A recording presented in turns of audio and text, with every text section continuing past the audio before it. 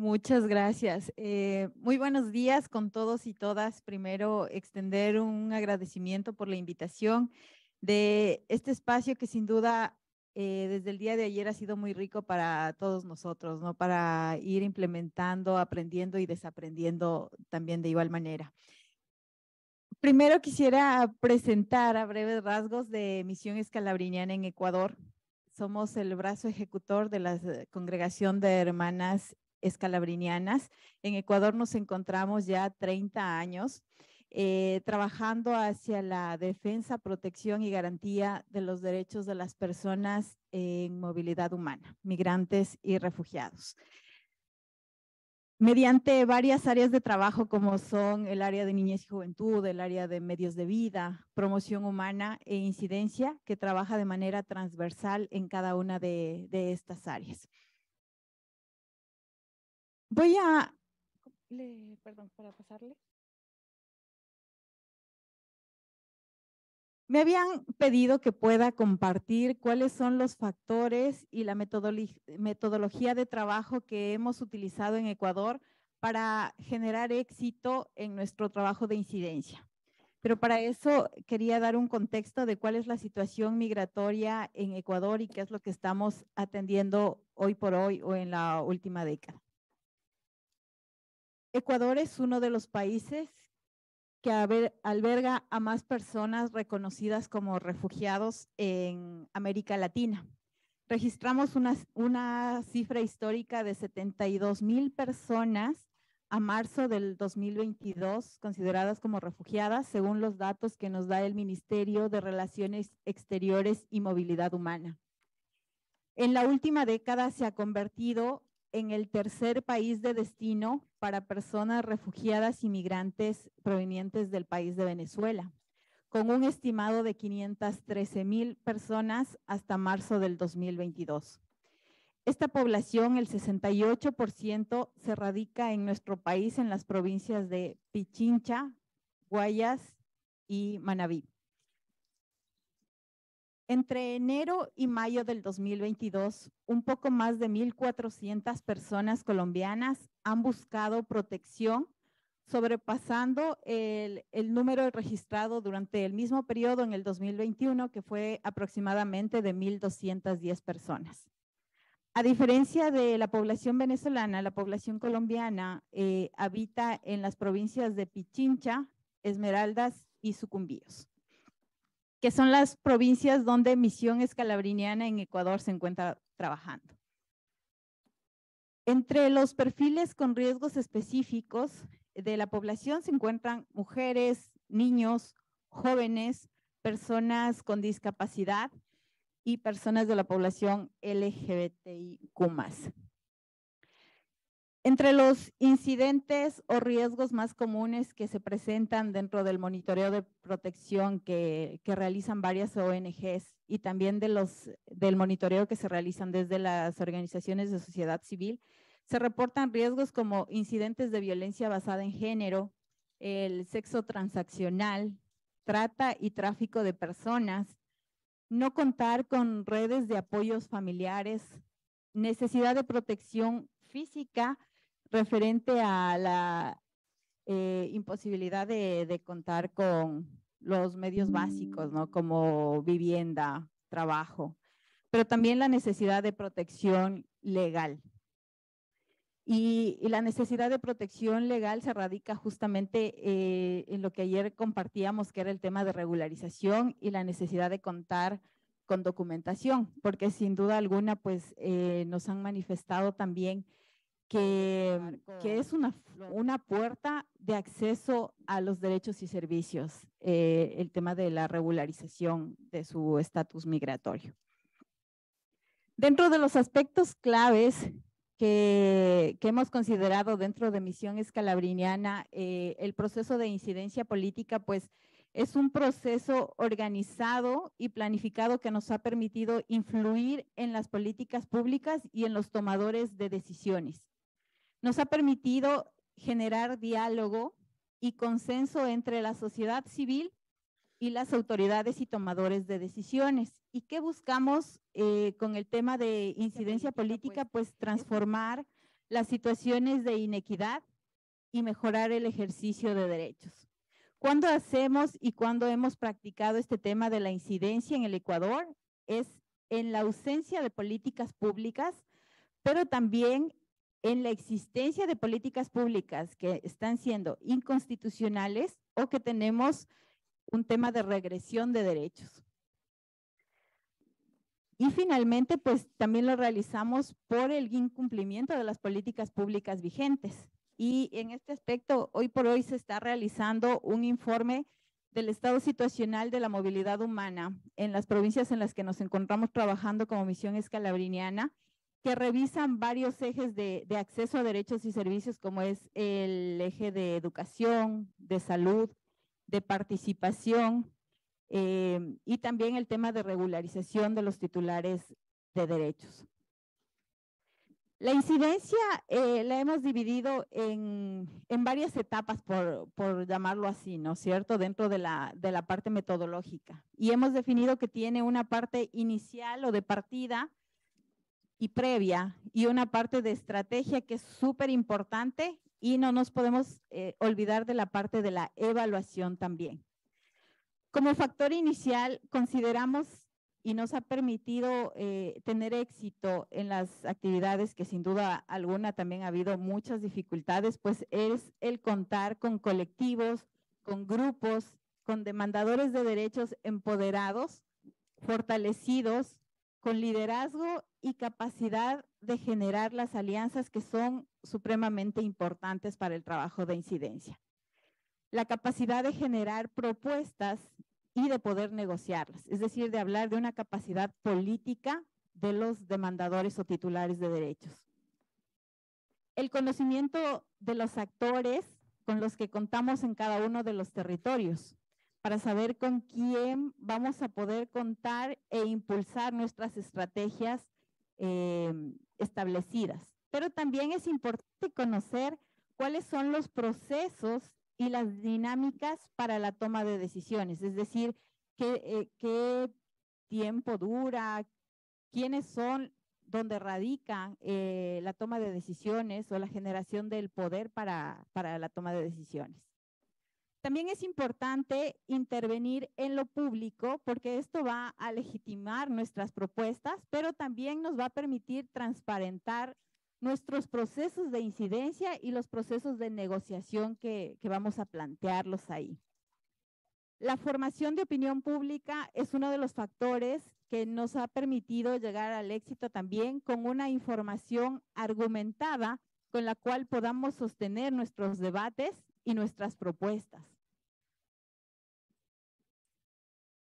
Así como la voluntad política es importante de parte de las autoridades o tomadores de decisiones, también es importante que desde las organizaciones de sociedad civil podamos tener la voluntad para poder interactuar con los gobiernos, interactuar con el Estado y con los tomadores de decisiones. Pero para poder interactuar es importante conectar con el tema de conocer la institucionalidad, conocer el tema en el que queremos incidir y conocer las normativas locales o nacionales que tenemos dentro de nuestro país. Las vocerías contundentes es algo importante, porque estas vocerías que se van a presentar dentro de nuestras estrategias de comunicación, pues tienen que estar fundadas con el conocimiento del tema, con el abrazar nuestra propuesta y con información oficial también, y que nos va a permitir posicionarnos, ¿no?, dentro de este tema. Pero uno de los factores más importantes es el rol activo de los titulares de derechos, porque ellos van a ser quienes van a acompañar el proceso de debate, quienes van a ayudar a empujar todas las estrategias que nosotros vamos a considerar dentro de esta siguiente parte, que es la segunda etapa, y creo que una de las más importantes también, que es donde vamos a establecer nuestras estrategias para alcanzar los objetivos planteados en los temas. El principal es poder contar con un plan de incidencia. Un plan de incidencia que sea construido de manera planificada y participativa. Participativa tomando en cuenta a los titulares, ¿no? Y de ahí hablamos con el tema del rol activo de los titulares de derechos. Este plan de incidencia pues nos va a permitir identificar y priorizar cuáles son los problemas en los que queremos incidir, pero también establecer las estrategias ya conociendo nuestro territorio y nuestro mapeo que tenemos de los actores que van a intervenir y de los tomadores de decisiones.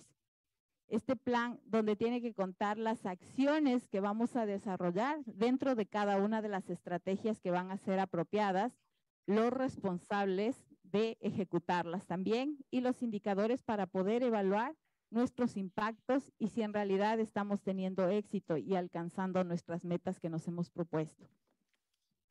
Informarse e informar estratégicamente.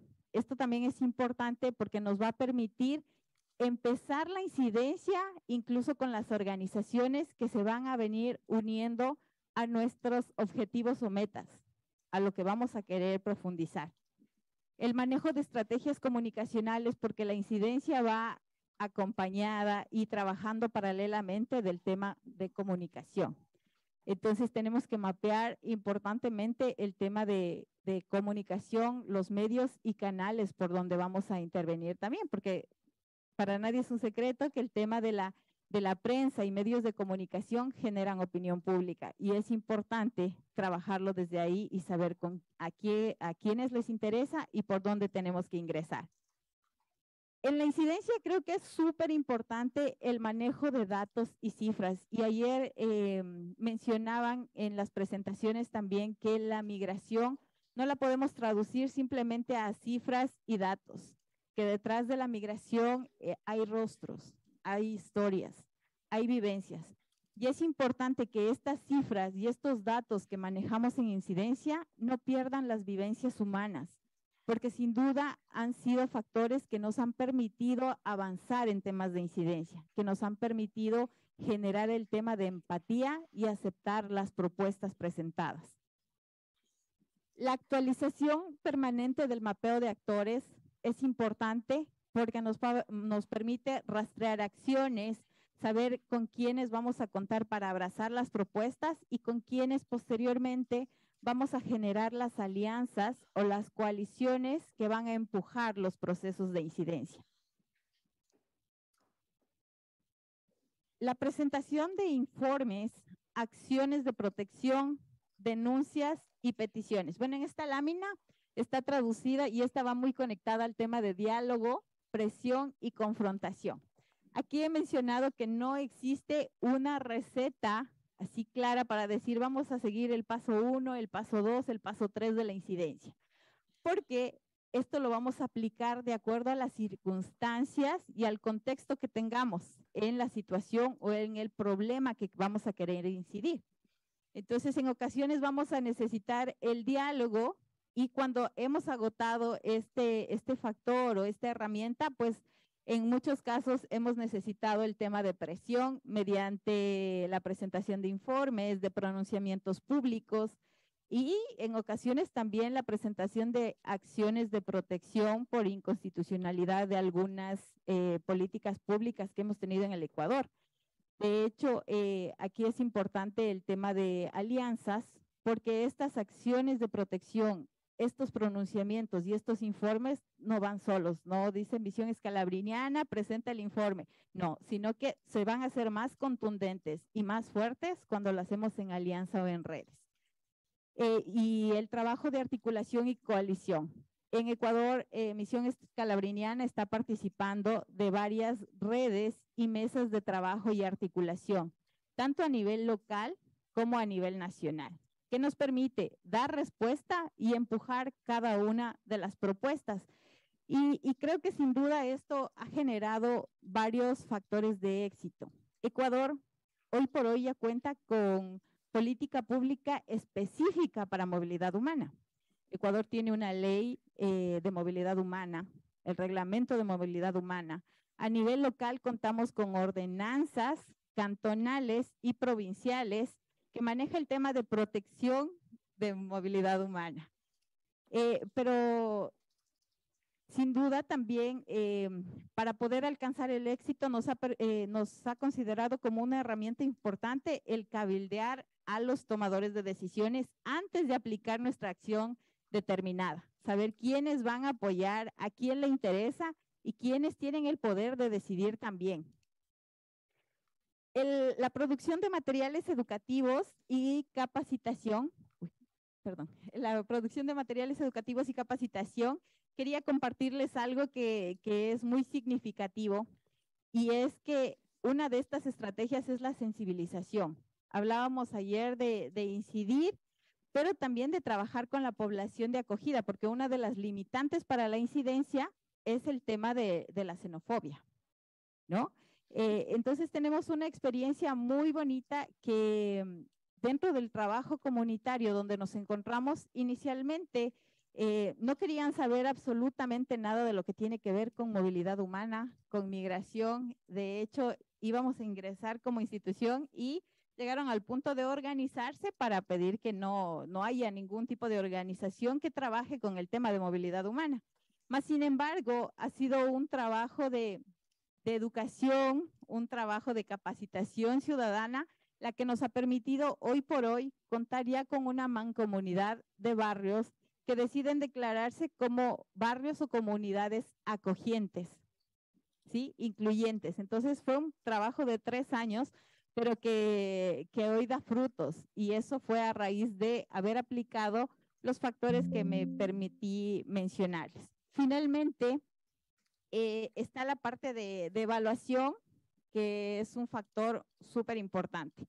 El plan de incidencia en el que les comentaba que tenemos que poner todas las estrategias necesita ser evaluado periódicamente y permanentemente, y este debe tener flexibilidad ante lo inesperado, porque tenemos cambio de autoridades, cambio de los tomadores de decisiones, y en ocasiones tenemos que las estrategias que hemos planteado inicialmente, pues cambiarlas y modificarlas de acuerdo al contexto en el que nos encontramos. Pero también este seguimiento, esta evaluación nos permite dar seguimiento a los compromisos asumidos por los tomadores de decisiones. Por ejemplo, Ecuador cuenta con, perdón, solo 2 minutitos, ¿no?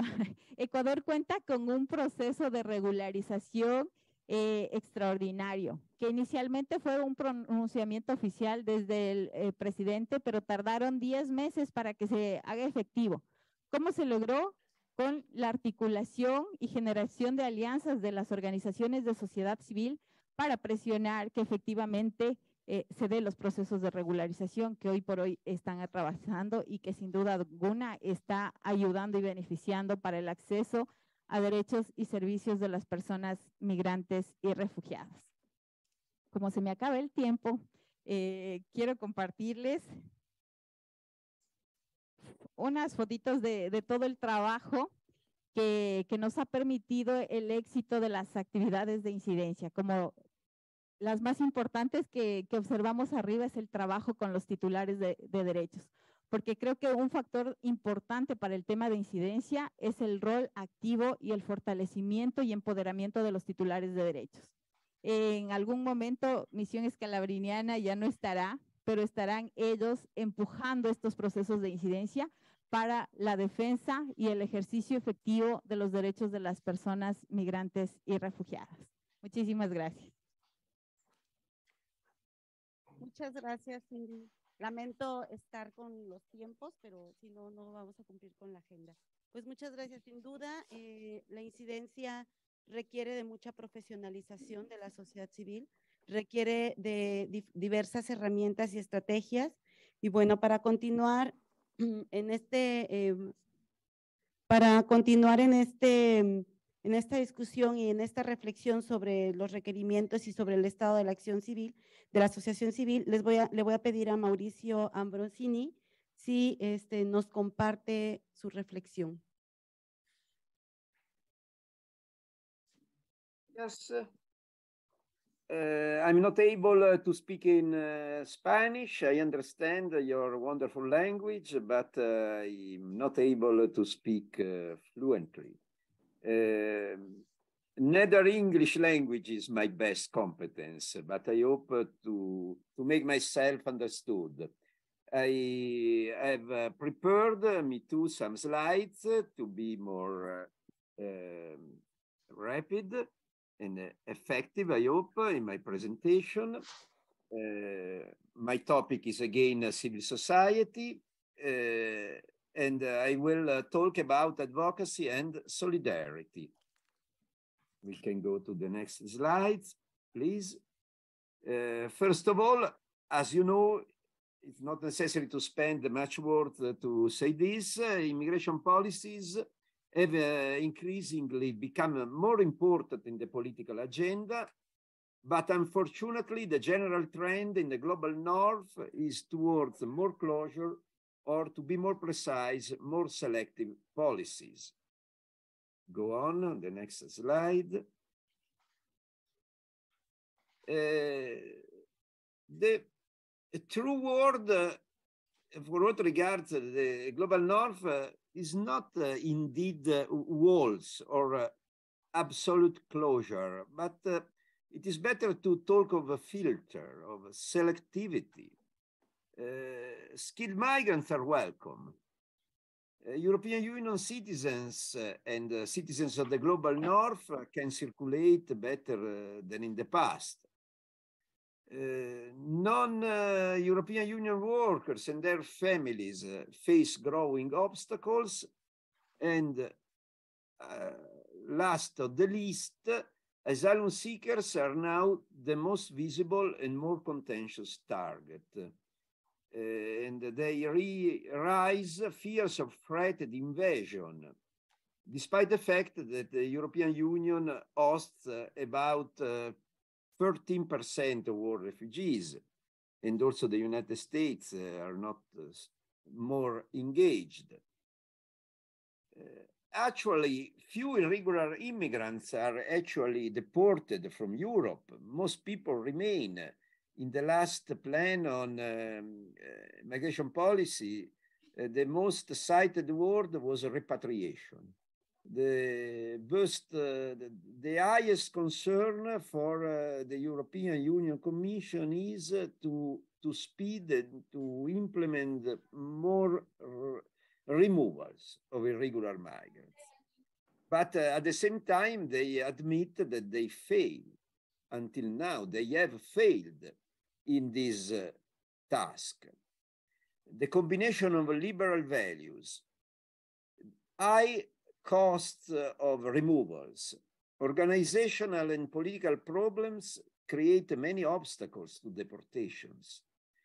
And as a consequence, rejected asylum seekers and irregular workers remain indeed in the European Union territory.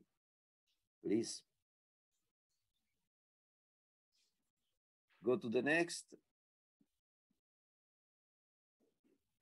As a matter of fact, restrictions at the borders are combined with a series of conditions that hinder the access of irregular migrants to legal labor markets and to many social services, such as healthcare, social housing, education.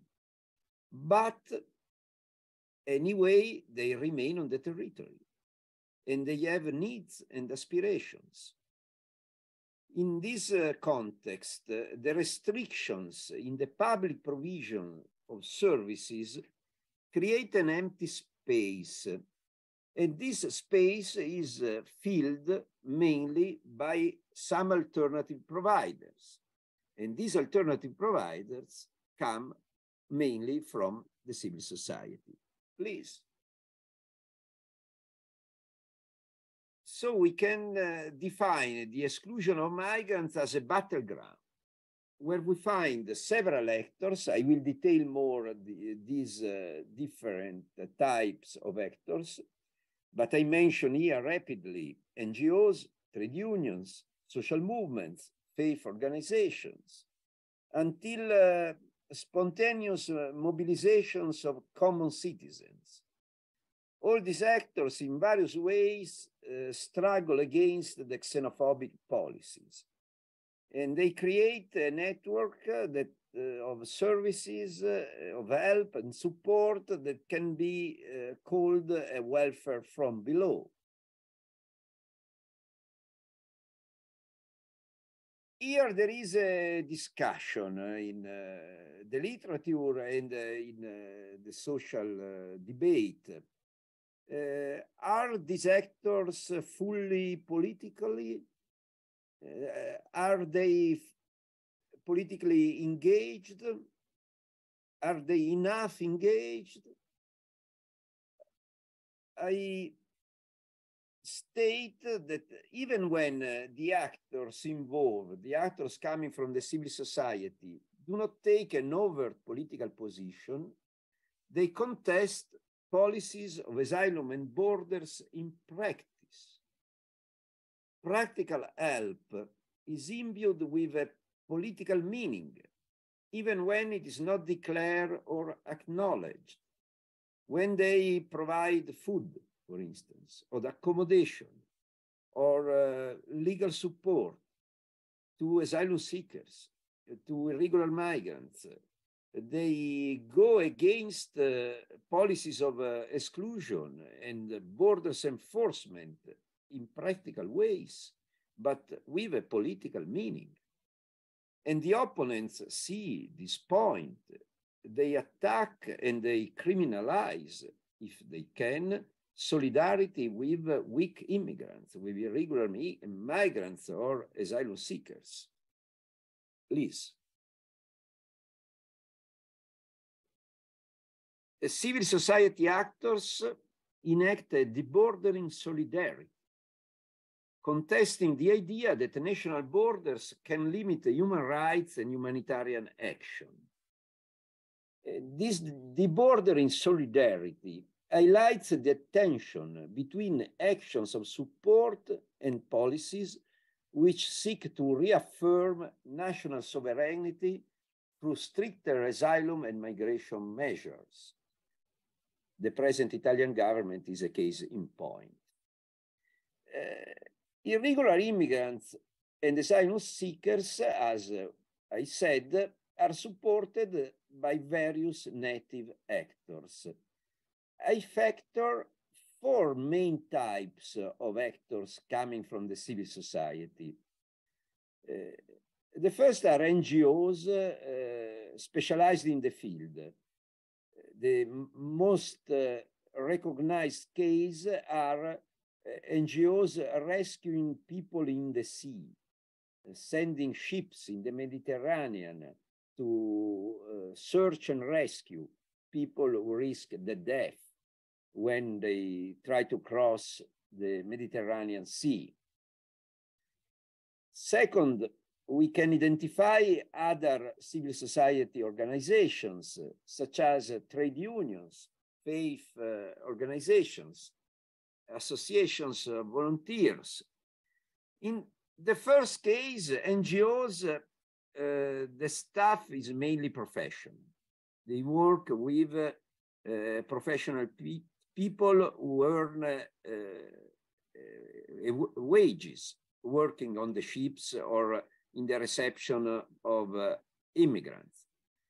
In this second category, trade unions, religious organizations, associations, we find a mixture of professional staff and volunteers. But volunteers are often very relevant in providing various types of services. I mean, as an example, schools of language or health care clinics where voluntary doctors work for free. In Milan, some hundreds, in my city, some hundreds of doctors work in various clinics in which irregular immigrants can be cared and supported. The third category are social movements. Here we find activists, in general belonging to the radical left, and also these actors do not limit themselves to political demonstrations, but they are more and more engaged in what a scholar has called the direct social action. So they organize services in which they can put in practice the values of solidarity that they defend in the political space. A typical service is accommodation in squatted buildings, in which they give a minimal support to people who risk to remain homeless because of their irregular status. And they also provide schools of language or assistance in legal procedures or other types of practical support to asylum seekers and weak immigrants. The last category are informal groups and private citizens, an aspect, a form of mobilization that has acquired a growing importance. For instance, during the Summer of Solidarity in Germany, when 1 million Syrian refugees arrived, most people who mobilized to support them were not engaged in any political or religious or social organization. They mobilized spontaneously, without an organization in the backspace.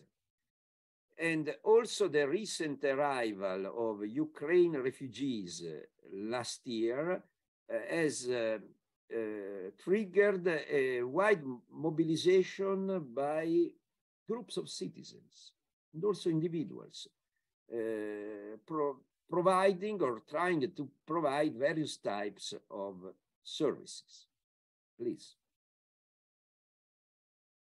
Here in this table, I focus on some differences between these four categories of actors. As I said, the line of differentiation is mainly the organizational structure. NGOs are more professional, stable, well-structured and organized. The other civil society organizations have a mixture between volunteers and staff. They mix formal structures and informal activities. Social movements are based on activists. They do not call themselves volunteers, but they do similar things. And there is a growing convergence between social movements and the first sector and associations of volunteers. The last group are common citizens, and here they are only volunteers, even if with time some groups of common citizens have transformed into formal associations with a structure, with staff, with also professional workers. The level of politicization is variable, clearly is particularly strong in social movements. NGOs, in principle, do not take over political positions, but having been involved in a political harsh dispute with governments, especially in Italy, my country, they have become more and more engaged also in political discussions, and they have taken over political positions. Other civil society actors are variably involved from a political point of view, but also on their side, the fact of being engaged in a contentious field push people and associations to take more overt political positions. And also common citizens, seeing that their activity is often contrasted by xenophobic actors and often also by public policies, become in general more conscious of the political meaning of their practical engagement. Please. we can here identify 5 main forms of support by civil society. The first is promoting networks between different types of actors, sign, for instance, documents, or organizing demonstrations and various forms of protest in which very different actors are placed in a similar position, or they try to identify common values and objectives in their actions. So the second type of activity is protesting and lobbying, trying to change the public opinion, to influence the public discourse on migration and asylum. They are a minority, it's quite clear, but it is a very vocal minority and engaged in trying to change the public discourse on this issue. The third and crucial activity is producing services. As I said, survival of irregular migrants in particular, and the possibility to satisfy their basic needs is often based on the support they receive by these civil society actors. The fourth type of activity is providing moral support, and here especially religious organizations are involved as a safe place and a safe in which immigrants can find a space in which they can recover their spirit and receive the moral support they need. The last point is advocacy, crucial aspect in your conference.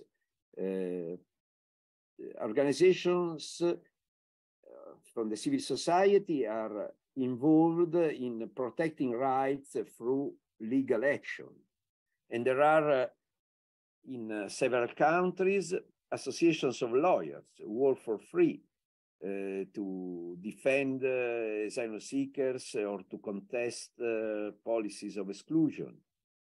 In other cases, organizations engage lawyers to conduct legal battles against removals or other type of discrimination against migrants and asylum seekers. Please. I already gave some example. We can skip on the next slide. Please. Here we can find some criticism against civil society's support. Basically, the first criticism is that the action of native civil societies overcomes, guides, exerts an influence, in some ways decreases migrants' agency. Second, filling gaps in public policies, NGOs and civil society actors soften contradictions between national regulations and human rights. So if they rescue people or if they provide food and health care to people, public institutions can find themselves exempted from the protection of basic human rights. And the last strong criticism is that humanitarian action is the soft side of policies of exclusion, of a neoliberal governance of human mobility. Go to the next. Clearly, civil society actors answer to this criticism. And we can say with them that irregular migrants agency without support from local actors would be even more difficult. It is a bit romantic for what regards especially the European societies.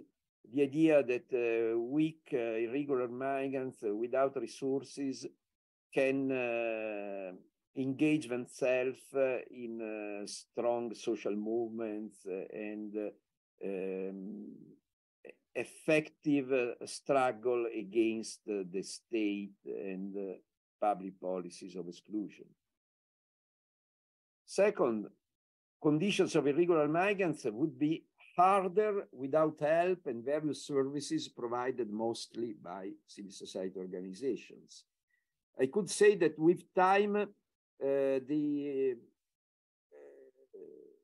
reaction by the public opinion in case of people who lose their life because they are not rescued, or because they do not receive health care, or they do not receive an accommodation, the reaction is becoming weaker and weaker.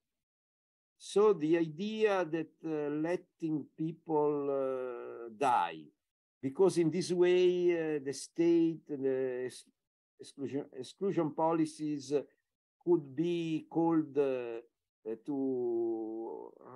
answer and to defend themselves in the public arena, is less and less viable. Third, NGOs attract private funds and voluntary work, creating jobs mainly for young professionals and for people of migrant origin. And last but not least, they improve social cohesion and they prevent conflicts, especially at the urban level. The last, so conclusion. First, policies against migrants trigger various forms of activism by civil society. We can find here a kind of contradiction, a private enforcement of human rights. But as I said, without this private enforcement, human rights probably would remain an empty word. So the choice is between a private enforcement or not enforcement, no enforcement at all, I'm afraid. Policies of migration can be defined as a battleground in which different interests, values, and actors are engaged. Humanitarian actors are manifold with different visions and organizational structures, as I said. We can also add with different political ideas, ranging from religious actors to the radical left. What they have in common is an idea of debordering solidarity. This idea of a solidarity that cannot limit itself because of national borders. Thank you. Muchas gracias a Mauricio por habernos informado y compartido el actuar de la sociedad civil, de las ONGs, a partir de la diversificación de acciones de incidencia de política social y pública. Pues bueno, a continuación vamos a escuchar a Dylan Corbett. Tiene 15 minutos para compartirnos su reflexión. Gracias. ¿Se escucha? Hola, hola. Y sí se escucha. Ok, muchas gracias. Buenos días a todas y a todos. Encantado de poder compartir con ustedes el día de hoy. Primeramente, os ruego a que me perdonen la participación a distancia por motivos de COVID. Agradezco a los organizadores el poder participar por este medio. He podido seguir a través de YouTube las intervenciones de ayer, bueno, y también mañana, de esta mañana, y aprecio mucho las ponencias, el análisis que se brindó, y concuerdo mucho con ello. Para mí ha sido importante contextualizar, escuchando estas intervenciones, el trabajo que realizo yo aquí en la frontera Ciudad de Juárez, Texas. Soy director del Instituto Fronterizo Esperanza, una ONG de inspiración católica que trabaja en la frontera El Paso, Texas, Ciudad Juárez. Hemos trabajado aquí por la mayor parte de una década. Y como les he dicho, ha sido importante para mí contextualizar este trabajo dentro de una perspectiva más amplia, académica, política, una perspectiva de las Américas, una perspectiva global, y encima una perspectiva que también comprende la experiencia de las personas afectadas. Me ayudaron mucho las sesiones de ayer. El análisis que se ofreció de las fronteras también me hizo mucha resonancia. Solo tengo 15 minutos, entonces no puedo hacer mucho, pero quisiera hacer 3 cosas. Una palabra de autocrítica, y luego unos ejemplos del trabajo local que hemos realizado aquí en la región, y luego unas lecciones aprendidas a partir de esas experiencias y la autocrítica. Hemos vivido aquí en la frontera, vivimos lo que se presentó durante la conferencia de ayer, es decir, un constante endurecimiento de fronteras, algo que ha sido empeorado por la pandemia. Dinámicas de criminalización de los solicitantes de asilo, de los migrantes vulnerables. Muchas personas piensan que Estados Unidos tiene una política muy sofisticada en cuanto a la migración, en cuanto a la frontera, pero no, no hay que confundir lo complejo, lo complicado con lo sofisticado. En realidad, la política es una política muy, por decirlo así, rústica, a veces brutal, y no siempre tiene sentido. Los Estados Unidos en la frontera deja a muchas personas, sí, muchos migrantes, muchos solicitantes de asilo pasar y acceder a protección. Y a la vez detiene, expulsa, deporta a mucha gente. Y la verdad es que todo eso hace sin mucho criterio. Las políticas las hemos visto todos. Quédate en México, la separación de familias, título 42, la detención de las familias, etcétera, etcétera, etcétera. Simplemente formas múltiples de causar dolor y daño.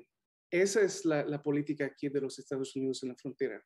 Causar dolor y causar daño. Es una estrategia bipartidaria que hemos visto a lo largo de toda esta década. Simplemente criminalizar a las y a los migrantes, militarizar, endurecer las fronteras y incentivar a los otros países de hacer la misma cosa. Y muy de vez en cuando utilizamos también el racismo y la política de la xenofobia como instrumento de subordinación, que es parte del legado de la colonización aquí en la región. Aprecié también en las ponencias de ayer las referencias a la colonización, que creo que es importante. Estamos efectivamente delante, como dice, para utilizar términos del Papa Francisco, cuyo 10º aniversario celebramos este mes.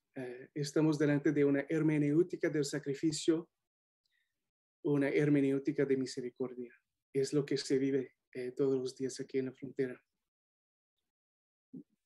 Entonces, concuerdo con el análisis y no tengo nada que añadir. también de los coparticipantes, copanelistas de hoy. Quisiera hablar entonces también en una perspectiva, como dije, autocrítica. Creo que es importante cada vez en cuando, sobre todo cuando nos reunimos como activistas, como derechos humanistas, como personas de fe.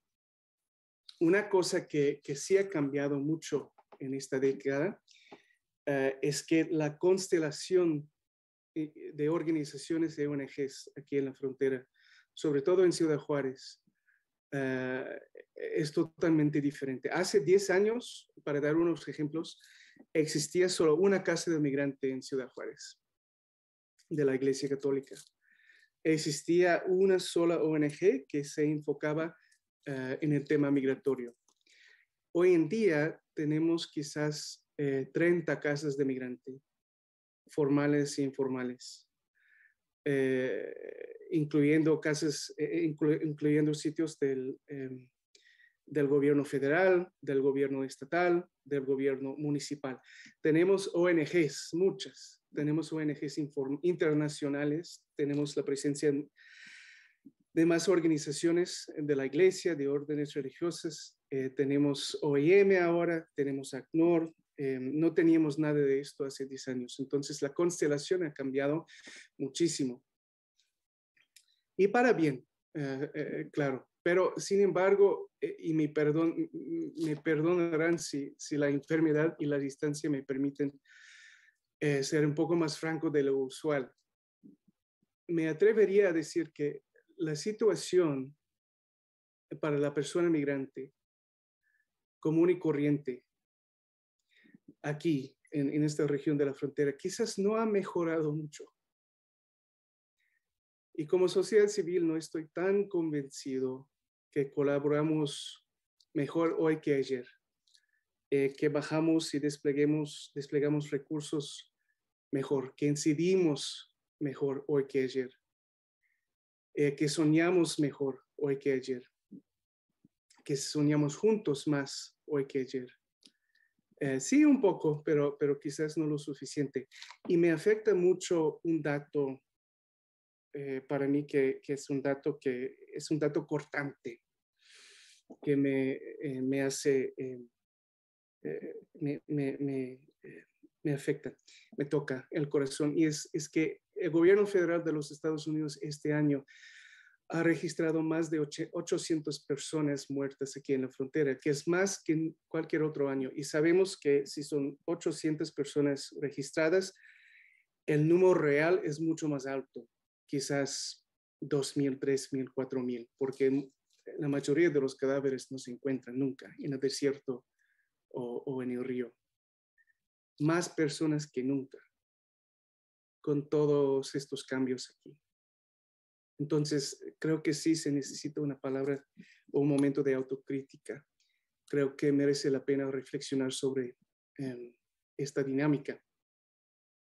Claro, mucho está fuera de nuestras manos. Los retos han sido enormes. Hemos hecho mucho como comunidad, dado de comer, ofrecido hospitalidad, servicios legales, acompañamiento espiritual. Algo interesante de aquí es que las iglesias protestantes hacen mucho más que la iglesia católica, algo que hace 10 años solo la iglesia católica trabajaba en este campo. Entonces ha habido un poco de evangelización y ahora comunidades de otras fes también están involucradas, algo bueno. Hemos hecho incidencia, pero cuando hablamos de incidencia como organizaciones de la sociedad civil tenemos que aprovechar momentos como este de autocrítica. Como Instituto Fronterizo Esperanza hemos hecho mucha incidencia a nivel estatal, regional, ante la Comisión Interamericana de Derechos Humanos, ante las Naciones Unidas, ante el Congreso de los Estados Unidos. Entonces, a muchos niveles, pero estaba reflexionando para esta presentación sobre algunos ejemplos que podría brindar que podrían ser de alguna ayuda. Entonces, quiero ofrecer ahora 2 ejemplos. Un ejemplo, al inicio del gobierno de Trump, en una de las comunidades aquí en Estados Unidos, al lado de los Estados Unidos, comunidades fronterizas. La policía local estaba colaborando con los agentes de la migración, los agentes federales. La policía paraba a las personas, digamos, por infracciones menores. Por ejemplo, manejar mal. Pero luego coordinaban con los oficiales federales y luego deportaban a estas personas. Una situación devastadora para las familias. Pero trabajando con dos de las muchachas que habían perdido sus papás. Entonces, fue algo que surgió de la experiencia de la gente afectada. Trabajamos con esas muchachas y con otras organizaciones, con nuestros socios, con la iglesia local, y trabajamos para pasar una propuesta de ley a nivel local, a nivel municipal, para acabar con estas acciones, para limitar la colaboración entre los policías y los agentes de la migración. Segundo ejemplo. Durante lo peor de los años de Trump, vimos que era necesario también pensar a largo plazo. Estos son ejemplos humildes. Vimos que era necesario pensar a largo plazo. Trabajamos con la comunidad, un esfuerzo comunitario de varias organizaciones, también la iglesia, para crear una oficina de migración en el condado de Texas. Algo que creo que es nuevo, que nunca se había hecho, si no me equivoco. Una oficina de gobierno, o sea, colonizamos el Estado, en cierto sentido. Flipamos esa lógica, cambiamos esa lógica y colonizamos el Estado. Y ahora lo interesante es que ahora esta oficina está ayudando mucho a nivel local para recibir a las personas migrantes que el gobierno federal suelta en la comunidad, para brindarles hospitalidad, para trabajar con las casas de migrantes al lado de los Estados Unidos, para darles transporte cuando viajan a otros lugares. Y ahora está dando fruto. Pero fue un esfuerzo comunitario.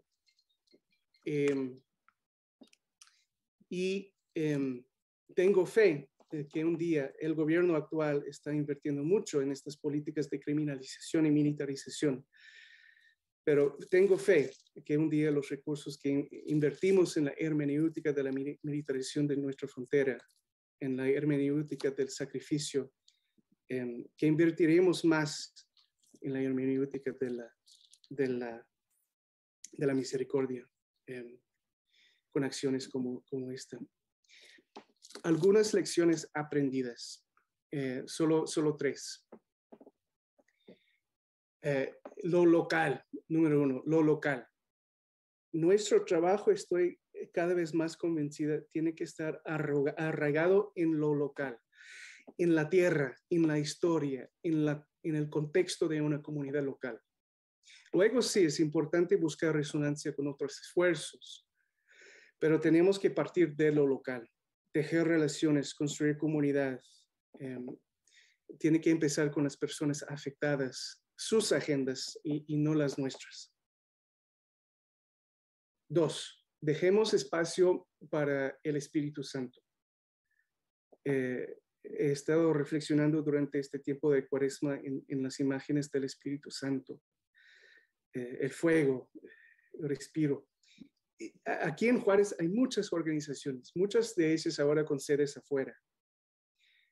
Pero evitemos la dinámica de la colonización. Aprendemos a colaborar. Esto implica dejar el espacio al Espíritu Santo, dejar un espacio en nuestras agendas para lo inesperado. No solo seguir las líneas directrices de nuestras organizaciones, nuestros planes estratégicos de un año, pero dejamos espacio para el trabajo de la justicia. Dejamos espacio para el trabajo comunitario, que no siempre se puede definir, para la organización de la comunidad, para pensar a largo plazo. De ahí, de ese trabajo, no de los académicos o los derechos humanistas, los abogados como nosotros, pero de la comunidad surgirán nuevas narrativas para alimentar el próximo capítulo de nuestro trabajo. Y luego 3. invertimos en este tipo de trabajo. Necesitamos líderes que saben navegar fronteras, ONG, universidad, comunidades de fe, iglesia, que saben organizar sueños en vez de protagonizarlos, al menos con este espíritu protagónico que es muy común entre nosotros, ¿no? Un espíritu que se encuentra mucho en la sociedad civil, y hay que decirlo muchas veces en la iglesia también. Somos muchos los protagonistas en este tipo de trabajo y fue necesario para arrancar, para primerear. Pero ahora tal vez tenemos que ser un poco más vulnerables en aceptar que el espíritu protagónico no siempre ayuda a sostener procesos a largo plazo. Entonces, menos protagonismo, más organización, más proceso, más relación, más quizás diríamos hoy espacios sinodales. Y hay que invertir, tiene que ser parte de nuestros presupuestos, de nuestras agendas. Y muchas veces son las mujeres que sobresalen en este aspecto. También las religiosas, muchas de ellas que quizás están en el salón ahorita, invertimos en ellas. Invertimos no tanto en el cambio superficial, sino el cambio estructural. Y ahí me limito. Muchas gracias. Muchas gracias, Dylan.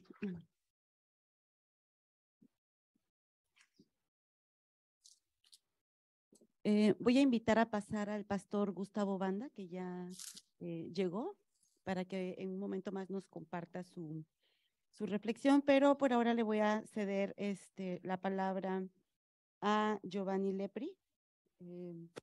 Y bueno, agradecemos la reflexión en torno al quehacer de los organismos de la sociedad civil respecto al contexto social. Ahorita tendremos más espacio de rebotar ideas.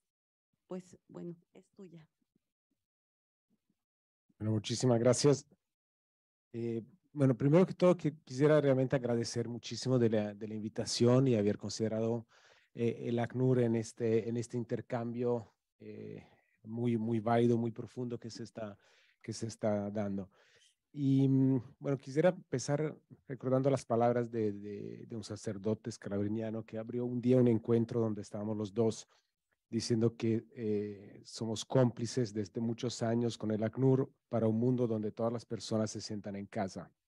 Y para mí es un honor realmente poder estar aquí y compartir del lado del ACNUR un poco nuestra perspectiva en esta reflexión. Reconocer también la importancia, el rol fundamental de la Iglesia en sus varios aspectos, no solamente la Iglesia Católica, pero con la prevalencia claramente de la Iglesia Católica y de la sociedad civil, en todo lo que es la respuesta humanitaria y un rol cercano a las personas en movilidad, un rol directamente al lado de las personas en movilidad. Y creo que esto hay que reconocerlo y no olvidarlo. Lo que me gusta decir como la columna portante o el esqueleto de la respuesta humanitaria, no solamente en esta región. Le voy a hablar rápidamente de cómo vemos la situación en México, un poco la tendencia de movilidad humana aquí en México, y después unas reflexiones más puntuales frente al tema específico de este debate que es sobre el tema de incidencia. Y un poco cuáles son tal vez unos ingredientes de una receta, claramente no es una receta perfecta, pero de nuestra perspectiva de lo que puede hacer una incidencia más eficaz.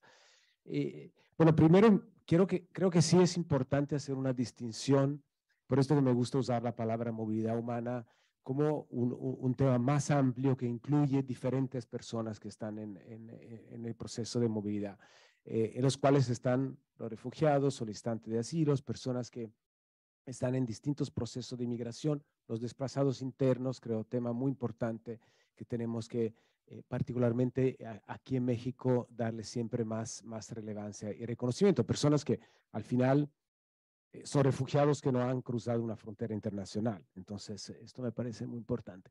Entonces, bueno, rápidamente, no quiero dar aquí y pretendo de ninguna forma dar una una clase sobre derecho internacional de refugiados, pero sí poner algunos puntos.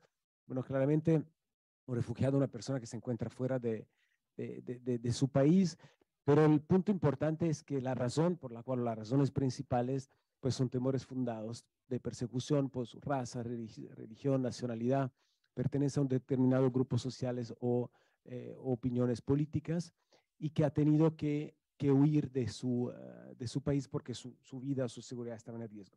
Lo digo y parece provocatorio que un refugiado toma la decisión más dramática y más fácil de su vida en el momento que deja su país. Y más dramática porque dejarlo todo sin que sea una decisión es dramático, y más fácil porque la alternativa es morir, la alternativa es ver tus hijos que son reclutados por las bandas armadas, tus hijas hasta más chiquitas, o sea, niñas que pueden ser violadas. Y entonces es una decisión en este sentido fácil porque no hay alternativa, pero también muy dramática. Y el otro tema importante, no poder regresar a tu país de origen y entonces necesitar la protección de otro país. Y aquí la otra gran diferencia entre un refugiado y un desplazado. Un desplazado interno, pues de alguna manera piensa que su país puede seguirle brindando la protección. No ha cruzado una frontera, en el momento que la cruzas, pues la protección la quieres, pero obtenerla del país que te recibe. Son personas que necesitan protección internacional. Esto en pocas palabras.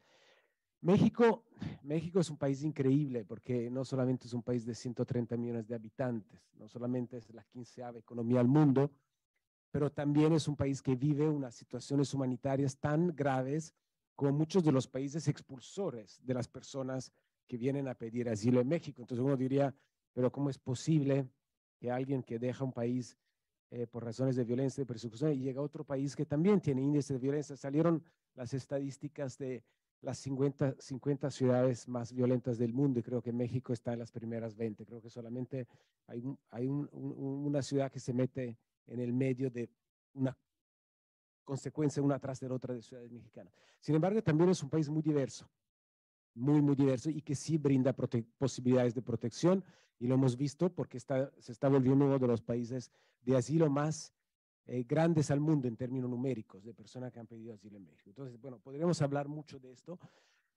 pero me gusta llamar los 3 ángulos de movilidad humana. Sur a norte, en 2021 fue el tercer país al mundo después de Estados Unidos y Alemania como solicitudes de asilo. 118 diferentes nacionalidades que han pedido asilo en México. Es increíble el número de diferentes nacionalidades. Y el año pasado cerramos con casi 120,000. Entonces, los últimos 2 años, sin contar el hecho que ahora tenemos en los más altos números en esos 3 meses de la historia, pero entonces sin tocar el 23, más o menos 250,000 solicitudes de asilo en México los últimos 2 años.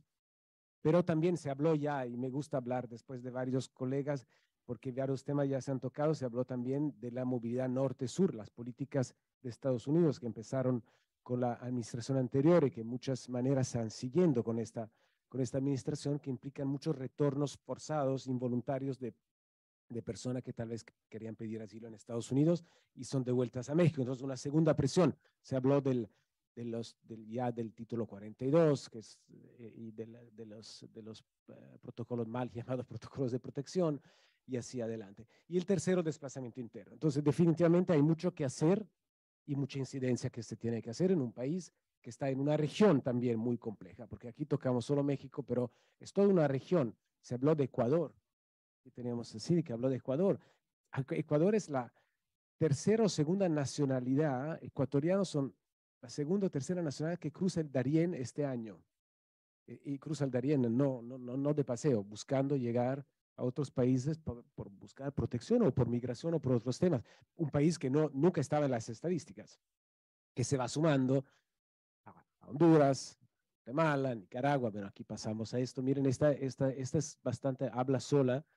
En 2015, 2016, 2017 se recibían en un año el mismo número de solicitudes de asilo que ahora se reciben en un mes, más o menos.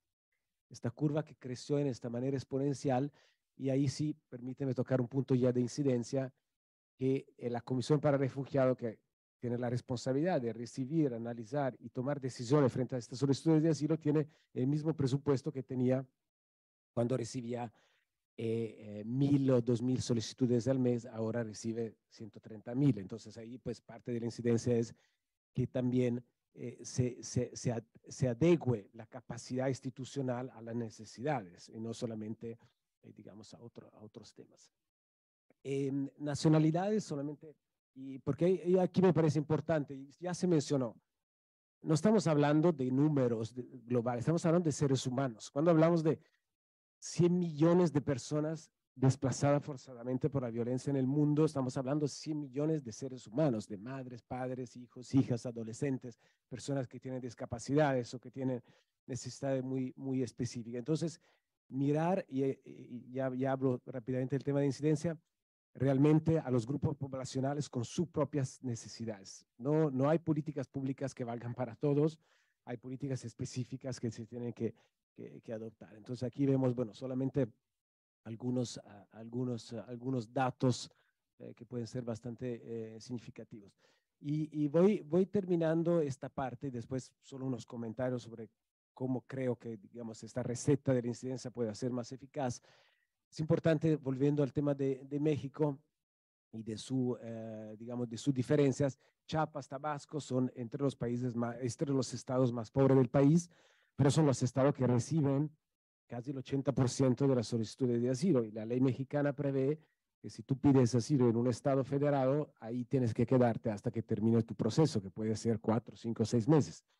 Y entonces la presión que la movilidad humana está ejerciendo en estos estados se suma a ya situaciones difíciles de escuelas sin suficientes profesores, sin suficientes clases donde dar los cursos, o sistemas de salud que ya están sobrecargados. Entonces, parte de la incidencia del trabajo que tenemos que hacer también es apoyar a las instituciones también en ver cómo evitar que los brotes de xenofobia. Yo tendo a no usar la palabra xenofobia en México, lo hago en propósito, porque no creo que México sea un país xenófobo.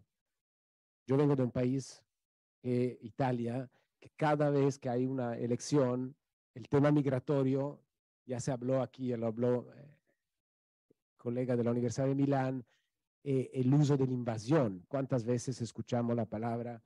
Entonces, yo me acuerdo, yo estuve en Grecia de 2015 a 2018, y cuando iba a Bruselas, a otros lugares en conferencias, decía, ¿cómo pueden hablar de una invasión de 1 millón? Tomamos el millón, que fue la cifra tope, de civiles sirios, de familias que están invadiendo un espacio socioeconómico de 500 millones de personas. O sea, ¿cómo es posible? Entonces, ahí me lleva al otro tema que lo hablaré muy pronto, que es siempre poner los datos y las cifras y la realidad. Y creo que este es uno de los puntos fundamentales de la famosa receta de incidencia, es decir las cosas como son y ayudar a demistificar la mala información que va muy rápida. Y tenemos la suerte de tener un mundo de la información muy rápida, pero también es una suerte de un lado porque la información circula, es un gran riesgo del otro, que la información correcta circula rápidamente, la información incorrecta circula tan rápida cuanto la otra, y entonces se pueden crear mitos y leyendas que después son muy difíciles de abatir y que pueden hacer mucho daño. Entonces el tema, por ejemplo, de la invasión, ¿no? Sin ir muy lejos, las caravanas, las famosas mal llamadas caravanas, digo mal llamadas porque realmente eran grupos de personas que se movían juntos, que no sé por qué caravana, no entiendo muy bien, pero sí, en el imaginario colectivo, y lo sé porque lo pregunté a mucha gente, ¿cuántas personas han llegado a México en caravana? 500,000, 600,000, 1 millón, 2 millones. Estas son las respuestas, porque la imagen de la invasión que los medios habían tanto, daba esta idea, y en total fueron menos que 50,000 personas. En total, en todas las caravanas, fueron menos que 50,000 personas, o 50,000 personas. Y para terminar, bueno, esto es la presencia del ACNUR en México, que como ven los punticos corresponden a las 3 dinámicas. Dinámica de llegada desde el sur, todo el tema de desplazamiento interno, pero sobre todo posibilidad de integración local y la frontera norte. Pero no voy a entrar en la que es nuestra estrategia, voy a entrar solamente en una mención. Los refugiados que llegan a México y que se integran en México se vuelven actores positivos de la sociedad. No solamente porque aportan, porque trabajan en el sector formal y aportan, pero también aportan a nivel cultural, a nivel académico. Tenemos, creo que son 161 estudiantes, todos sobresalientes, que son refugiados, que recibieron una beca y que están contribuyendo y que quieren contribuir a la sociedad que los ha recibido. Entonces, bueno, en los factores de incidencia voy solamente a mencionar unos puntos ahora, pero no voy a utilizar estas, sino unos comentarios que ahora les paso y ya termino. Entonces, primero hablé de una receta, de los ingredientes de la receta, ¿no? Claramente es para dar una idea un poco, para dar una imagen. Primer ingrediente de la receta para mí es poner la persona al centro y como Cindy decía, los titulares de derechos al centro. No estamos hablando nosotros de algo académico, sentados en estudios de televisión, sino estamos siendo los altavoces de las personas en movilidad, en nuestro caso refugiados y desplazados internos, para otros van a ser migrantes. No olvidemos esta parte de poner siempre las personas al centro y no la persona como un grupo homogéneo, sino en todas sus especificidades. Entonces, esto me parece fundamental. El segundo, ya lo mencioné, que podamos ser voceros de una información creíble y ahí creo que sí el ACNUR como institución tiene un rol importante, que realmente sustente sus afirmaciones por hechos y por información que se pueda utilizar y difundir y que sea una información creíble. Entonces, conocer muy bien el tema de lo que estamos hablando, informarse, informar y difundir me parece muy importante. Ya hablé de los 100 millones de historias humanas. Creo que también la incidencia se vuelve muy eficaz cuando podemos dar también, y ahí sí tenemos un rol como organismos internacionales, ejemplos que algo funcione, que funciona bien, y que entonces también los estados, los gobernantes digan, bueno, si esto funciona bien y es positivo, ¿por qué no transformarlo en una política pública? Tuvimos un éxito en nuestro programa de integración local, que no le pude contar, pero el gobierno de México lo puso como uno de sus compromisos en la Declaración de Los Ángeles. En el momento que entró ahí como un compromiso del gobierno y era un programa que estábamos manejando nosotros, pues se vuelve una obligación a poderlo seguir implementando. Entonces creo que esto sí es muy importante en términos de medición. Se habló, la medición de impacto, ya voy terminando, la medición de impacto muy importante. Creo que hay un tema también de empatía y de acercar las historias, las famosas historias. Hay una película que si no la han visto, le recomiendo verla, que me gusta mucho, me toca mucho personalmente, porque yo conocí las dos hermanas cuando llegaron a Grecia, que es Las Nadadoras, y Las Nadadoras es la historia de dos jóvenes que llegaron a Grecia como refugiadas, y cuando las ves en Siria, en su vida normal, son niñas, adolescentes, como cualquiera que haga una vida totalmente normal. Esto debe hacer pensar que todos y todas podemos ser refugiados o refugiadas, y creo que esto también ayuda en la incidencia y crear más empatía. Y termino diciendo que otra frase que me gusta mucho, mis colegas la conocen muy bien, es que la ignorancia es la mejor amiga de la xenofobia. Entonces vuelvo al tema de difundir adaptando, y eso sí, nosotros, hago autocrítica, me gustaba quien habló antes de la autocrítica, nosotros creo que lo hacemos poco, adaptar nuestro lenguaje a quien nos está escuchando, y no es que siempre pensar que porque sabemos las cosas y las decimos, todos nos tienen que entender. Y es muy distinto hablar a una escuela, hablar a los medios, hablar a instituciones de gobiernos, hablar a una corte, y ahí aprovecho para decir que parte de la incidencia, el trabajo con toda la parte de las cortes, y nosotros trabajamos muchos en términos de amicus curiae, en términos de litigio estratégico también, esta también me parece muy importante.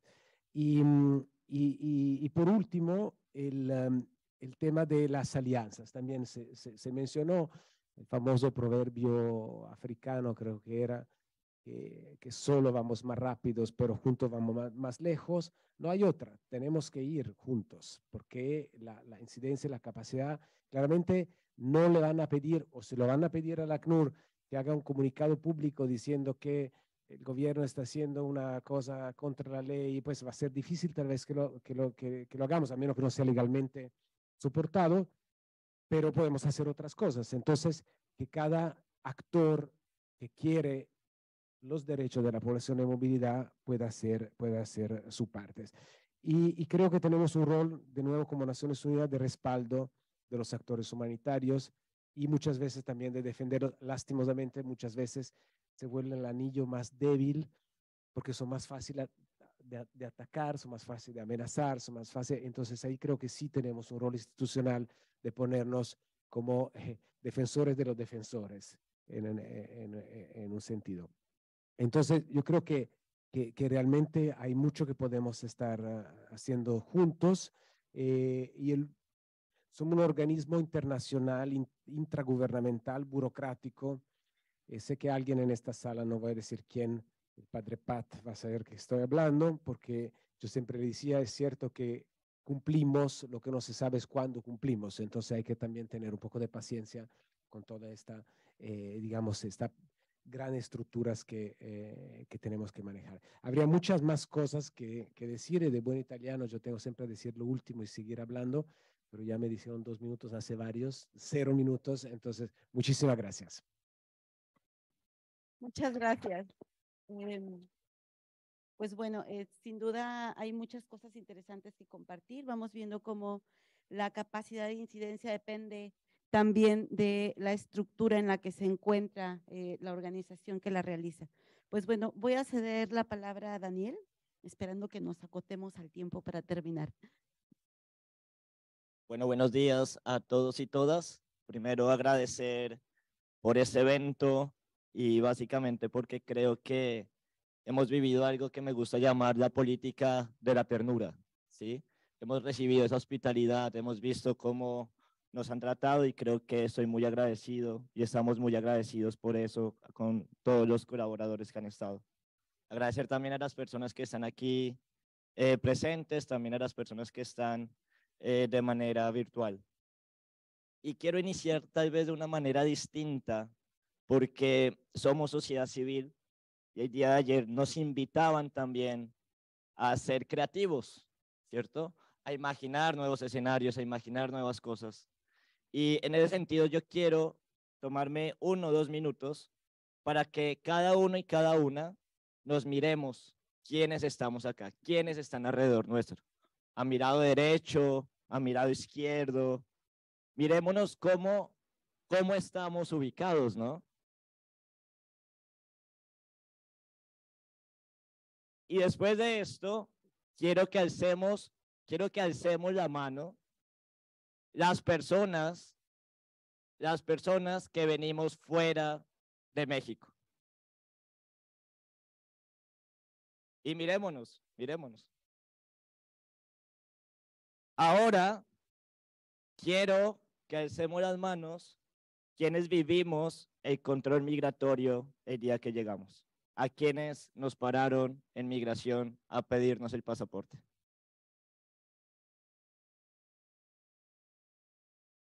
Muy diciente, ¿verdad? O no tanto, más o menos. Pero mirémonos a quienes nos pidieron el pasaporte. En Tijuana. Quiero que nos demos chance de reconocernos y vernos. ¿Listo? Y quiero iniciar así porque las fronteras, creemos que las fronteras no son únicamente las fronteras del muro que estamos acá, sino que también son las fronteras humanas que estamos conviviendo cada uno y cada una de nosotros. Entonces quiero iniciar la presentación así y también prometo cumplir los 15 minutos y también leyendo un poco una historia para posicionar el objetivo que tenemos el día de hoy como Servicio Jesuita a Refugiados para América Latina y el Caribe.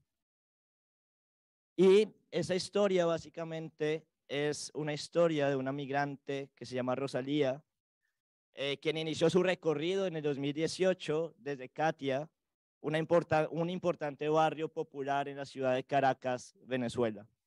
Ella cruzó el país, así como muchas personas migrantes, intentando establecerse en varias ciudades intermedias en Venezuela, pero no lo logró. Tuvo que ir a Colombia, tuvo que ir a Ecuador, tuvo que ir a Perú y finalmente paró en Chile. En cada lugar estuvo un tiempo y no consiguió la protección suficiente para alcanzar un nivel de seguridad y de arraigo. En Chile solicitó refugio, pero le fue denegado. Vivió lo más álgido de la pandemia allí, incluso llegando a soluciones de calle, donde no tenía acceso a tratamiento médico que necesitaba, y la respuesta a su solicitud era buscar un mecanismo de regularización por vía de una visa, algo imposible para ella porque era muy difícil sacar un pasaporte en Venezuela. También a partir de esto decidió, y bueno, vivió la pandemia también en ese país, en Chile, y después decidió emprender su camino con migrantes haitianos hacia Estados Unidos. Después nos la volvimos a encontrar, bueno, cruzó Panamá, Costa Rica, Nicaragua, Honduras y Guatemala, y al finalizar la encontramos en México, en septiembre de 2021, solicitando refugio. Y esa historia, así como muchos, ¿no? De muchos migrantes que hemos acompañado, que hemos escuchado, nos preguntamos cómo caracterizar esa situación de Rosalía, que además se repite y se repite en millones de personas. ¿Será refugiada? ¿Será desplazada interna? ¿Será migrante económica? Las causas cada vez más de las migraciones son diversas. Causas medioambientales, ¿cierto? Causas por las crisis democráticas, ayer nos preguntaban un poco por eso, y diferentes causas que van más allá del marco de protección de refugio instaurado en los diferentes protocolos. Y con esto, si me prestan el control, por favor. Gracias.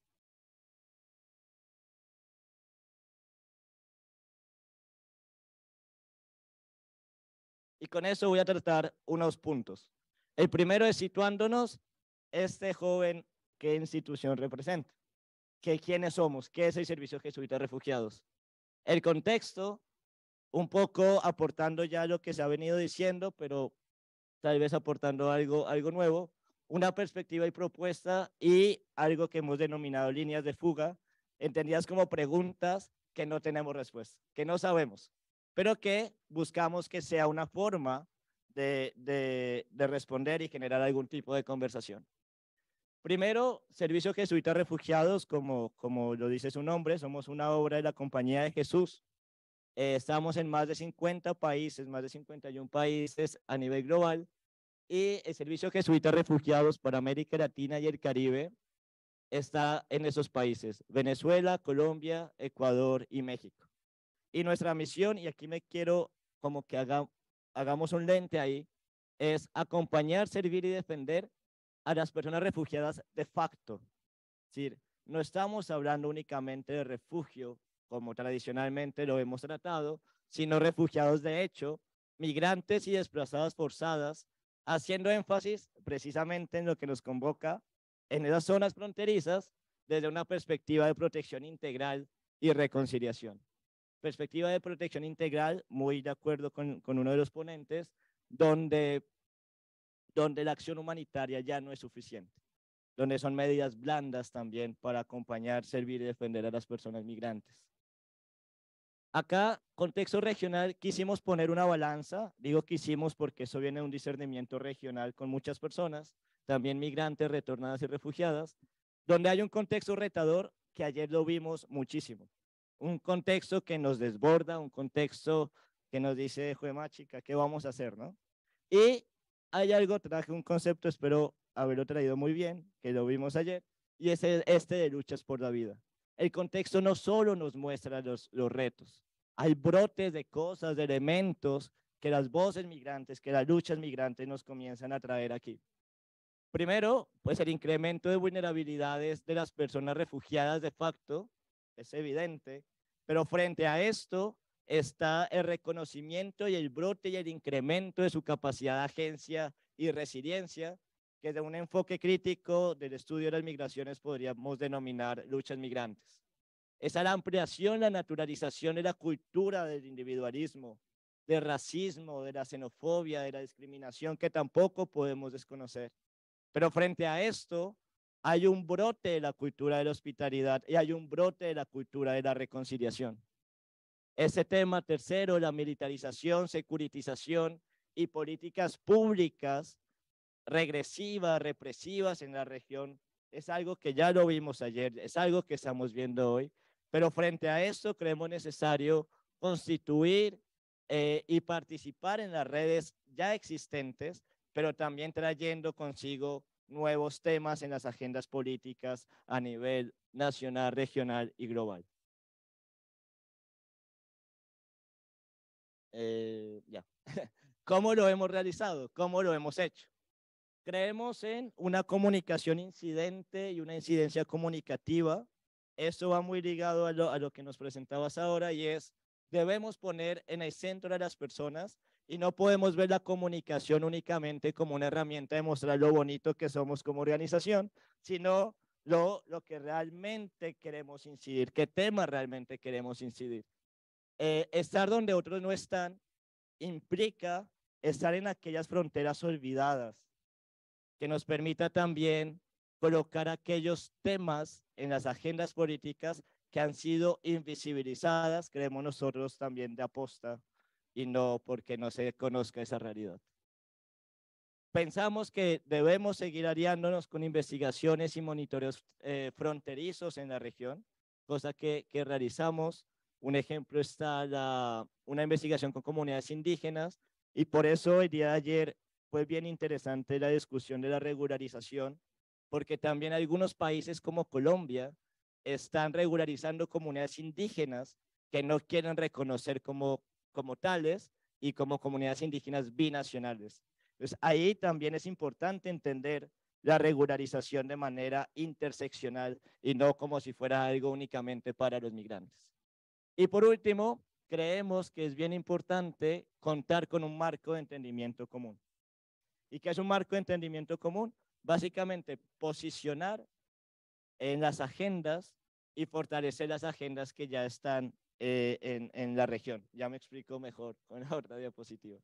Entonces, un poco lo que nos hemos dado cuenta es que hay unas zonas grises. Yo creo que ayer lo dijimos mucho, ¿no? Hay unas zonas grises dentro de las migraciones, dentro del concepto de refugiados, dentro de la Declaración de Cartagena de 1984, dentro de la Convención del 51 y también el protocolo del protocolo del 67. Y son esas zonas grises las que han generado políticas de muerte, políticas de irregularización, políticas hacia los olvidados. Claramente hay temas que han favorecido a que los migrantes puedan acceder a los derechos, y eso no lo podemos desconocer, ¿sí? Pero frente a estos grises que están dejando los marcos internacionales, donde hay una desprotección de algunos perfiles migratorios, donde hay una desprotección de varias personas, necesitamos crear agendas que la complementen, ¿sí? Necesitamos crear tópicos, temas que complementen esas agendas, que complementen esos grises que estamos viendo. Mirábamos a las hermanas ayer en zonas donde otros no están, a los académicos también que están viendo esos grises, y que tal vez nuestro principal inconveniente es que estamos llamando de maneras distintas a lo que estamos viendo todos. Y eso como sociedad civil nos invita a generar procesos de incidencia conjuntos, procesos de incidencia donde no importe cómo lo llamamos, sino donde importe que protejamos a esas personas que están siendo desprotegidas a nivel regional y a nivel global. Y aquí, por eso esto debe estar centrado, y me alegra que todo lo hayamos dicho, debe estar centrado en las personas, sus vivencias y experiencias, y no creemos que es darles voz, sino que es abrir los espacios para que ellos puedan participar. Y yo, lamentablemente, hoy soy una voz de ellos, pero ojalá que ellos pudieran estar aquí hablando por mí. Creo que sería un gran sueño como Servicio Jesuita de Refugiados. Está también las redes de organizaciones de luchas migrantes en las regiones. Reconocer esas redes, cuáles son las redes que hay, cuáles son las redes de luchas migrantes, para abrir esos espacios para que puedan participar en cada uno de esos espacios. Y frente a esos marcos grises, y como una iniciativa y como una propuesta, hablamos de esta percepción de refugiado de facto. Y la quisimos traer aquí, esta concepción de refugio de facto, porque es una concepción que viene desde la Iglesia Católica desde aproximadamente 1980, 1985, en el cual nos dicen más de 40 años, no me acuerdo muy bien la fecha, pero más de 40 años, donde nos acogemos a esta idea de que una persona no adquiere la condición de refugiado netamente cuando se le confiere el estatus administrativo. Y ahí eso es bien importante para nosotros como Servicio Jesuita de Refugiados, sino desde el momento que vive la situación que lo pone en movimiento. Esa situación que va más allá, como veníamos diciendo, de esa convención del 51 y protocolo del 67, que dice que refugiado es aquella persona que, que ve su vida, seguridad o libertad han sido amenazadas por la violencia generalizada, agresión extranjera, conflictos internos y violación masiva. ¿Dónde quedan los migrantes o las poblaciones transfronterizas que se han tenido que mover por la explotación petrolera en Latinoamérica y el Caribe? Entran aquí en este marco. Ahí es donde comenzamos a ver unas zonas grises que, si bien han generado muertes, fallecimientos, vulnerabilizaciones a las personas migrantes, es ahí donde debemos entrar para poder hacer una incidencia eficaz en la región.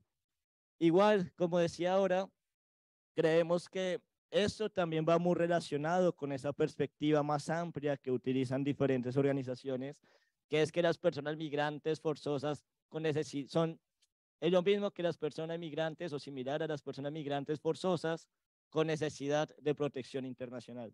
Y ahora me acabo de acordar que el traductor debe estar como loco porque hablo muy rápido, perdón. Disculpe, traductor. Entonces, ese es un poco el refugio de facto. Y listo. Y para ir cerrando, pero para generar una conversación y otro tipo de dinámica, están esas líneas de fuga que las construimos a partir de lo que hemos visto el día de ayer.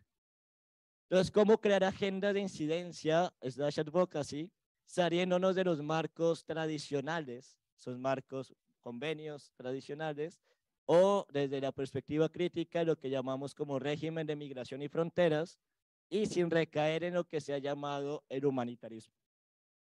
Creo que esa discusión es importante dárnosla como sociedad civil. ¿Cómo estamos cayendo o no cayendo en ese humanitarismo? Y creemos que ver en las zonas grises para complementar esos sistemas de protección internacional es algo importante y puede ser un primer paso. Y lo segundo es que zonas grises hay en el mantra de una migración ordenada, regulada y segura que nos permita constituir esos nuevos marcos. Un ejemplo que hemos discutido mucho es la regularización, enfoque crítico y regularización de los migrantes y las migrantes en la región. Y muchas gracias por su atención y ya cumplí el tiempo. Muchas gracias por respetar el tiempo. Pues hemos visto, les decía, esta capacidad de incidencia, estas estrategias de incidencia y se relacionan también bastante con la estructura en la que se encuentran insertas. Y bueno, para cerrar, le voy a ceder la palabra al pastor Gustavo Banda, quien es coordinador de un albergue local, Embajadores de Jesús, y quien, bueno, nos contará ya más de esto. Muy buenos días, agradecemos la invitación y estamos muy contentos de estar aquí. Ok, ¿Me escuchan ahí? Ok, muy buenos días a todos. Los pastores hablamos mucho, así que voy a tratar de ser muy breve. Bueno, vengo del Templo Embajadores de Jesús. En 2016 existían muy pocos albergues, pero después de 2016 estalló todo esto. Tuvimos la llegada de 22,000 haitianos a este lugar, lo que mal llamamos, como decía nuestro compañero, la primer caravana, algo masivo. 22,000 haitianos en la entidad. Ahí están afuera de donde está el desayunador del Padre Chava, y realmente las autoridades no sabían qué hacer con todas esas personas. Acudimos a ese lugar y empezaron a llegar a nuestro albergue y atendimos más o menos como 10,000 haitianos de 2016 a 2017. No, ¿sí me ayudas a ver? De 2016 a 2017. Entonces, no teníamos capacidad para atender, como nadie tenía la capacidad para atender tantas personas. Ese es nuestro templo. Estaban hacinados, dormían en el suelo, pero bueno, atendimos la emergencia como mejor pudimos. Teníamos o nos encontramos con un desafío muy grande: el idioma, la cultura, la comida. Nosotros estamos acostumbrados a comer, pues no sé, tacos, tortilla de harina y demás. Ellos no comían absolutamente nada de eso. Sus costumbres eran completamente distintas y fue el primer desafío.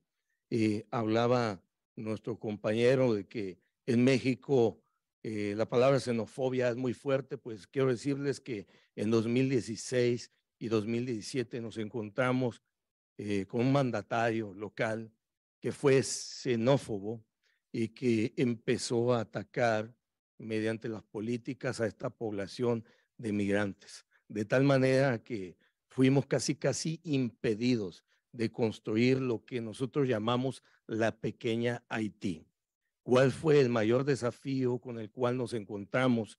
Que estuvieron aquí todos nuestros hermanos haitianos pensando que el mandatario de Estados Unidos, que se encontraba en ese momento, por ser un hombre de color, los iba a aceptar. Pues se encontraron con todo lo contrario. Se fueron a los Estados Unidos y muy contentos todos ellos, y el 70% de los hombres solteros que entraron a los Estados Unidos fueron deportados a Haití. Entonces, nos vimos ante la necesidad, el primer desafío de construir lo que denominamos la pequeña Haití, Ciudad de Dios.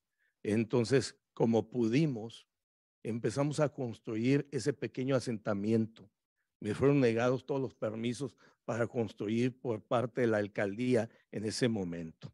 Llevamos el caso ante la Corte Internacional y demás. Fue algo sumamente complejo, pero sin embargo pudimos construir la pequeña Haití. La siguiente, Anel. Después nos encontramos con una administración, con el señor Donald Trump, donde anuló completamente que nuestros hermanos haitianos se fueran a los Estados Unidos. Por lo tanto, que las personas que pensaban que iban a cruzar fácilmente a los Estados Unidos no pudieron cruzar y se quedaron aquí todas las familias por un término de 2 años. Tuvimos que construir como pudimos sus pequeñas casas, baños como pudimos. Tuvimos pues la actuación muy buena de ACNUR, de Save the Children, de la OIM, que nos apoyaron en ese momento. Después, por mala suerte, podemos decir que no existe la mala suerte, viene el COVID y ahora menos podían ir las personas a los Estados Unidos. Viene el título 42 al cual nos enfrentamos, pero pues ahí se encuentra una excepción al título 42, se demanda al gobierno de los Estados Unidos y finalmente empiezan a pasar poco a poco nuestros hermanos haitianos, ya con hijos en ese momento, hasta 2 o 3 hijos que tuvieron aquí en la ciudad de Tijuana, y la mala imagen que se había proyectado por parte de la alcaldía en ese momento se desvaneció, puesto que nuestros hermanos haitianos resultaron grandes trabajadores y grandes ciudadanos y callaron la boca de muchos en ese momento. La que sigue.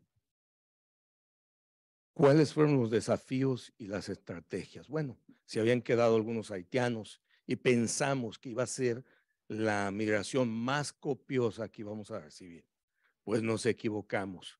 Cuando bajaron un poco los números de la migración de nuestros hermanos haitianos, llegó la mal llamada caravana de los centroamericanos a nuestro lugar, que se recibió en un parque y con unas lluvias intensas en ese momento. Empezaron a haber problemas de salud en ese lugar y nuevamente las organizaciones de la sociedad civil tuvieron que entrar en acción y nos llevamos de ese parque donde estaban hacinados 7, 8,000 personas bajo la lluvia. Tuvimos que llevarnos a los niños y a las mamás y de todo a nuestros albergues. La siguiente. Entonces, nos vimos en la necesidad inmediata de construir un albergue mayor, un albergue que pueda cumplir con las necesidades, pero la verdad, nuestra economía no nos ha dado para terminar y los tiempos pues han sido difíciles, pero estamos construyendo un albergue que va a poder hospedar a 5,000 migrantes, que la verdad les quiero decir que en 2 semanas podemos llenar ese albergue con la gente que llega diariamente a la ciudad de Tijuana. Tenemos al menos 100 peticiones para entrar diariamente a nuestro albergue. Entonces tenemos una fila de espera gigantesca en este momento. Aquí siguen. Entonces, ahí vemos, ¿no? Las filas para darles de comer son gigantescas. Llegó la COFEPRIS y me dijo, ¿sabe qué? No puedes tener tanta gente en una cocina tan pequeña. Entonces, ellos me dijeron, bueno, es solamente nuestro trabajo. Dijimos, está bien. Entonces, tenemos que construir un mega comedor, una mega cocina para poder atender las necesidades. Yo pienso que en un mes más estaremos terminando de construir nuestra cocina. Esa era la pequeña cocina la que está del lado derecho, a la cual nuestros hermanos haitianos tenían que hacer uso, puesto que la comida de ellos es diferente a la comida de nosotros, que es demasiado buena, por cierto. La que sigue. ¿Con qué nos encontramos? Que nuestros hermanos haitianos y hondureños, centroamericanos y demás que habían llegado, pues tenían hasta 2 años en su tránsito y los niños habían perdido todo su ciclo escolar. Entonces, ¿qué tuvimos que hacer? Pues construir nuestras escuelas. Hoy estamos sumamente contentos. Ayer fueron las inscripciones para kinder, primaria y secundaria, oficialmente junto con la SEP y la CONAFE. Estamos muy orgullosos porque vamos a hacer el primer albergue que vamos a contar todo oficialmente y nuestros niños después de tanto tiempo van a tener un documento oficial y también va a tener un seguimiento con las autoridades de Estados Unidos para cuando ellos se vayan puedan ser reinstalados en una escuela en los Estados Unidos. La parte derecha, eso lo llamamos el nido, Instituto Pedagógico de Los Ángeles, que es un instituto bilingüe. Nuestros niños reciben educación bilingüe y todo esto es posible a los nexos que se han hecho con todas las ONGs hasta el momento. Agradecemos ampliamente a todas las organizaciones y una de ellas es Libero, que semana a semana o mes a mes están con nosotros. Un desafío más que tenemos era la educación. Quiero decirles que en la época donde llegaron nuestros hermanos haitianos, no les daban atención médica. Pero después el siguiente desafío más difícil fue la pandemia. El Hospital General, que es el único que atendía a los migrantes, ya no se podía utilizar en la época de la pandemia. Así que teníamos que trasladar a las personas a Tecate o a Rosarito. Me vi en un momento que tenía que viajar con los niños a Tecate y después de Tecate me iba a Rosarito para poder ver a los niños. Por lo tanto, hoy junto con la Ibero, se ha levantado un pequeño consultorio médico que nuestras compañeras de enfermeras del Ibero van y nos ayudan. Pero no solo eso, vamos a hacer una clínica mucho mayor, porque en este momento quiero decirle que tenemos 1,600 albergados en este momento. Pero queremos pasar a 5,000. Y usted dice, ¿por qué 5,000 albergados? Bueno, porque son los que están más o menos deambulando en nuestra ciudad. Tijuana es la ciudad que más recibe. Chiapas, bueno, Chiapas es la que recibe más, y después Tijuana es la que llegan todos. Y solamente me queda más que agradecer. Prometí 10 minutos nada más. Me queda agradecer a cada uno de los oyentes, a esta institución que ha sido nuestra hermana desde hace mucho tiempo, a ACNUR y otras tantas organizaciones. Les pido que los que sepan orar, oren por los migrantes. Les voy a decir por qué. Esta migración es completamente distinta y me voy a referir a la que está llegando. A los desplazados, a los desplazados que forzosamente están llegando. ¿A cuáles me refiero? A Michoacán. La mafia no perseguía a los haitianos, la mafia no perseguía a los hondureños, a los salvadoreños hasta este momento. Pero ¿sabe qué? Ahora que se tienen que quedar con la nueva aplicación del CBP One, que desgraciadamente no está funcionando, después de que yo mandaba en el 2022 entre 50 y 100 personas a los Estados Unidos, ahora estamos mandando 5 o 6 personas por semana. Y con 1,600 personas, si sacamos un cálculo, se van a estar más de 2 años ahí en mi lugar. Por lo tanto, la mafia ya alcanzó a Tijuana. El cártel ya ubicó perfectamente a las personas en los albergues. Tenemos albergues baleados ya, como el de los hermanos musulmanes, el de Juventud 2000 amenazado por cobro de piso, y nuestro albergue amenazado por cobro de piso. Entonces, algo tiene que hacer las autoridades mexicanas, y todos debemos de incidir más en las políticas de los Estados Unidos, que es casi imposible. Pero yo les quiero decir que ahora sí ya nos tienen ubicados, porque hay muchísimos mexicanos. Antes los mexicanos no se iban, ahora tenemos una esperanza y una posibilidad de llegar a los Estados Unidos, pero la mafia nos ha alcanzado. Muchísimas gracias.